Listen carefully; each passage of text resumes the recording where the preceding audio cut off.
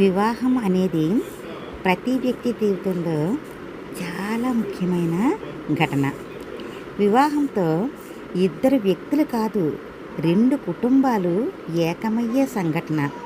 అంతవరకు ఒకరికొకరు తెలియకపోయినా పెళ్ళితో ఇరు కుటుంబాలలో కొత్త బంధాలు చిగురించి కష్టసుఖాలలో మేమున్నాము అనే భరోసాతో నావారు అనే నమ్మకాన్ని బలపరిచే బంధం ఏర్పడుతుంది.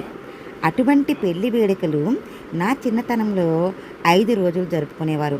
ఆ తరువాత కాలంలో 3 రోజులు, ఆ తర్వాత 1 రోజు, 1 గంటలో కూడా నేడు జరిగిపోతున్నాయి.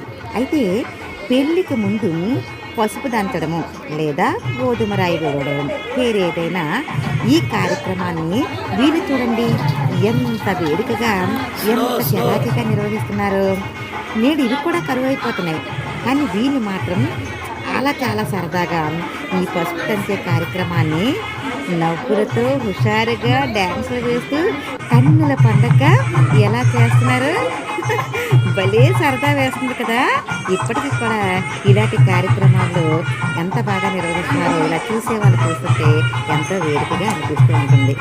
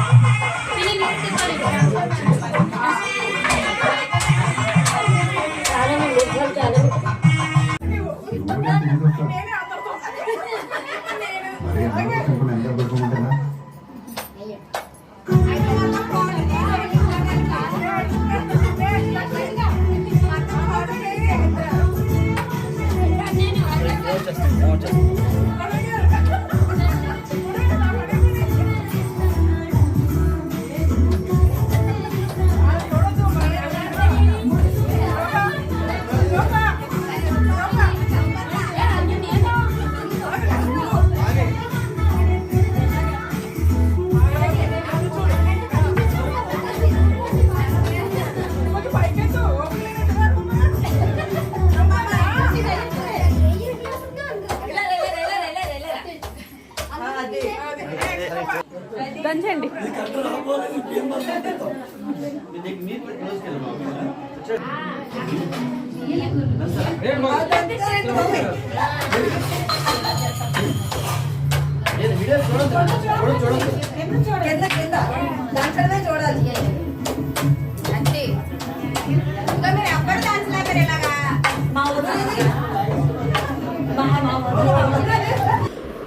పెళ్లి మాటలు పూర్తయిన తర్వాత, నిశ్చయతాంబూలాలు పుచ్చుకున్న తర్వాత అప్పుడు ప్రారంభమయ్యేదే ఈ పసుపు దంచడం అనే కార్యక్రమము. ఈ కార్యక్రమానికి ముందు ఇంటిని చక్కగా అలంకరించుకొని, అలాగే ఏ విఘ్నాలు రాకుండా ఉండేటట్టుగా ఆ విఘ్నేశ్వరుడికి చక్కగా పూజించి అప్పుడు ఈ కార్యక్రమాన్ని అందరితో కలిసి ప్రారంభిస్తారన్నమాట. అలా వేడుకగా ప్రారంభమైంది ఈ పసుపు దంచే కార్యక్రమం.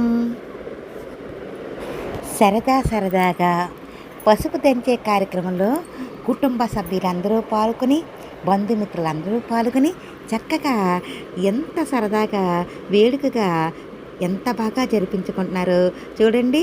చూస్తూ ఉంటే మనందరికీ కూడా వాళ్ళతో పాటు కలిసి డ్యాన్స్ వేయాలని ఉంది కదా.